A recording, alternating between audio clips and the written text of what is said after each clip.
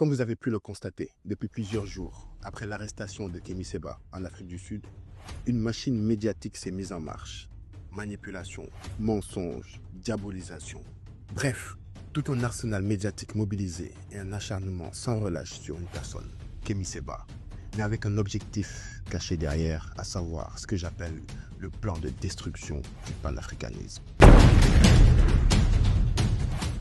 En 2024, l'école de guerre économique a pondu un rapport soumis à l'Élysée dans lequel il est question d'étudier la perte de l'influence française en Afrique, notamment dans la sphère informationnelle, et des solutions pour une éventuelle reconquête. Parce que la France considère encore certains pays africains comme sa propriété et est dans une dynamique de les reconquérir. Le projet à long terme cité dans ce rapport étant une réimplantation dans le Sahel à l'horizon 2050 avec un nouveau type de partenariat. Vous l'aurez deviné, une domination sous une autre forme. Visiblement, la France, malgré ses nombreux échecs sur le continent, malgré qu'elle ait été foutue à la porte par une jeunesse et des États en quête de souveraineté, n'a pas retenu la leçon. Elle persiste dans sa bêtise colonialiste. Mais comme disait Thomas Sankara, l'impérialisme est un mauvais élève. L'impérialisme est un mauvais élève. C'est un mauvais élève. Quand il est battu, quand il est renvoyé de la classe, il revient encore. Mais revenons à ce rapport de l'école de guerre économique. Il a donc été établi dans ce rapport un aveu de taille. Le panafricanisme est le principal ennemi de l'impérialisme français. Selon eux, la montée en puissance du panafricanisme a créé au sein de la jeunesse africaine ce qu'ils appellent un sentiment anti-français et a accéléré le départ de la France en Afrique. Et pour mettre un terme à cette raclée qui est en train de lui infliger le panafricanisme, la France devrait reprendre le dessus sur le terrain informationnel. Telle est la situation. Mais comment y parvenir? Le premier moyen qui a été cité dans ce rapport serait de discréditer les leaders panafricanistes les plus influents, les plus écoutés, les plus aimés de leur population. Le deuxième consiste à créer une discorde au sein des mouvements panafricanistes à travers des tensions et des rivalités. Opposer les leaders pour créer des divisions. Et vous avez dû voir d'ailleurs dans sa nouvelle politique d'influence, Emmanuel Macron a invité il y a quelques jours des soi-disant influenceurs du web africain pour se redonner une certaine crédibilité. Ils sont en train d'investir à fond dans les médias, notamment dans les réseaux sociaux, où se trouve la frange la plus importante de la jeunesse, afin de contrôler le narratif et d'orienter les débats. Leurs différents relais diplomatiques sont en train de mettre tous les moyens en place pour mettre en œuvre aujourd'hui cette nouvelle politique d'influence française, à travers notamment le sport, la lutte, le football, etc. Bref, pourquoi je fais ce petit rappel? C'est que Kémy Séba est le premier à être cité dans ce rapport comme étant l'une des figures les plus influentes du panafricanisme en ce XXIe siècle. Et il faut le reconnaître, si aujourd'hui le panafricanisme a connu un tel essor, c'est grâce à des hommes comme Kémy Séba, qui grâce à un travail de sensibilisation et d'ingénierie sociale a su toucher les masses, la jeunesse africaine en particulier. Kémy Séba les empêche de dormir. Mais comme ils sont incapables de le combattre sur le terrain des idées, ils cherchent à toucher à sa crédibilité. Attaquer l'homme pour affaiblir le message. Telle est leur stratégie. Et c'est bien dans cette logique que toute une armée a été déployée lors de son arrestation, avec des tonnes de mensonges, de manipulations et de diabolisations, à travers notamment certains médias corrompus, mais certains soi-disant influenceurs du web, payés pour faire passer un faux message. L'objectif étant de ternir son image au sein de l'opinion publique africaine. Mais cette stratégie-là, elle est connue. Tout homme ou femme qui a eu à se lever un jour afin de combattre les intérêts impérialistes a connu ce sort. Kadhafi fut diabolisé, nous faisant croire que c'était un dangereux dictateur afin de retourner son peuple contre lui avant d'être assassiné. Thomas Sankara aussi était présenté comme un dangereux dictateur. Sékou Touré, pareil, la liste est longue. Mais depuis plusieurs années, Kémy Séba connaît le même sort. Il a été traité de suprémaciste noir, d'agent russe, de manipulateur, etc.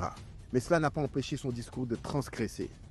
Cela n'a pas empêché son message de passer au sein de la jeunesse africaine et de pousser à l'autodétermination des peuples. Et c'est pourquoi Kémy Séba est l'homme à abattre. Et comme il a souvent été le cas pour l'impérialisme dans sa démarche d'arrêter toute personne qui touche leurs intérêts, il y a toujours des esclaves de salon prêts à faire le sale boulot pour s'attirer les bonnes grâces du maître. Il s'agit ici de Patrice Talon et de son régime pro-France-Afrique. Aujourd'hui, la volonté d'extradition de Kémy Séba par le régime béninois s'inscrit pleinement dans cette logique impérialiste de neutralisation des voix dissidentes. Le régime de Patrice Talon, qui se présente comme une vitrine diplomatique, n'est rien d'autre qu'un appareil de répression politique, où les opposants sont réduits au silence, emprisonnés ou contraints à l'exil. Et Kémy Séba en est devenu l'obstacle prioritaire, notamment depuis sa déclaration de candidature aux élections présidentielles et qui a fait de lui un principal opposant et adversaire politique de Patrice Talon. Depuis lors, on ne compte plus les répressions, les persécutions envers lui, sa famille et ses proches. Je rappelle que son ex-femme, la mère de ses enfants, a été arrêtée par Patrice Talon et gardée à vue pendant plusieurs jours. Son père et sa mère, âgés de plus de 80 ans, ont eux aussi été arrêtés et gardés à vue pendant plusieurs jours. D'autres proches de Kémy Séba, comme le frère, qui est le coordinateur de l'ONG Régence panafricaniste au Bénin, est aujourd'hui incarcéré par le régime de Patrice Talon. Sans compter tous les autres opposants politiques, les journalistes, les acteurs de la société civile, qui sont aujourd'hui emprisonnés ou alors contraints à l'exil par le régime pro-France-Afrique de Patrice Talon. Parce que Patrice Talon, en lieu et place du débat démocratique, a choisi la répression politique afin de conserver le pouvoir, lui et son équipe. Coup d'État constitutionnel, création du Sénat, modification du code électoral à quelques semaines des élections pour écarter de potentiels adversaires politiques comme Kémy Séba. Des magouilles et des manœuvres politiciennes pour conserver le pouvoir. Nous ne sommes pas dupes. Mais que Patrice Talon et son régime comprennent bien ceci. La jeunesse africaine a soif de changement. La jeunesse africaine a soif de souveraineté. Et aujourd'hui, ce vent-là qui est en train de souffler, ce vent nouveau, qui est en train de souffler au Mali, au Burkina Faso, au Niger, n'épargnera pas le Bénin. Ce n'est qu'une question de temps. Et tôt ou tard, des marionnettes de la France-Afrique comme vous allez tous tomber. J'adresse un dernier message à la justice sud-africaine. Nous savons tous les conditions d'arrestation et d'emprisonnement de notre frère Kémy Séba. Et la seule et vraie question aujourd'hui sur laquelle il doit être jugé est relatif à l'expiration de son visa. Tout le reste n'est que mensonge et manipulation.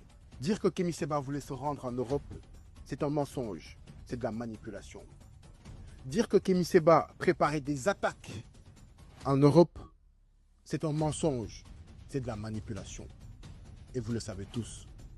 Parce que ce combat-là que nous menons avec Kémy Séba, nous le menons maintenant depuis plusieurs années.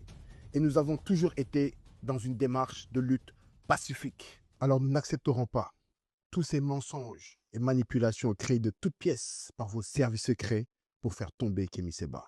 Alors s'il existe encore des juges dignes en Afrique du Sud, s'il existe encore une justice intègre en Afrique du Sud, qui est un pays qui a un lourd passé douloureux de racisme et de lutte contre l'apartheid, vous ne devez en aucun cas être complice d'une quelconque tentative de déstabilisation d'un homme qui se bat pour les intérêts de nos populations.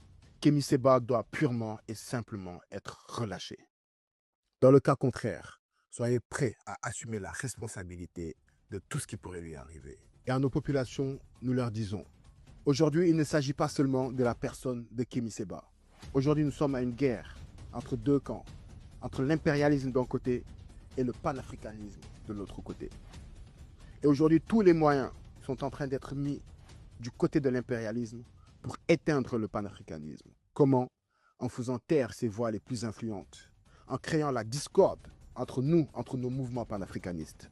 Par conséquent, nous ne devons pas tomber dans le piège de l'impérialisme qui vise à alimenter la haine et la division entre nous.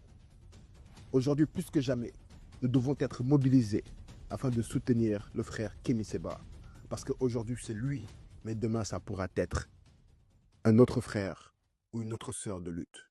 Et cette même posture de soutien que nous avons des uns des autres, nous aurons continué de l'avoir. L'Afrique libre ou la mort, nous vaincrons. Chaque peuple a le droit de goûter à la liberté. Chaque peuple a le droit de goûter à l'indépendance. Chaque peuple a le droit de retrouver sa dignité. Et si la France ne veut pas permettre aux Africains de respirer, nous allons la forcer à nous écouter.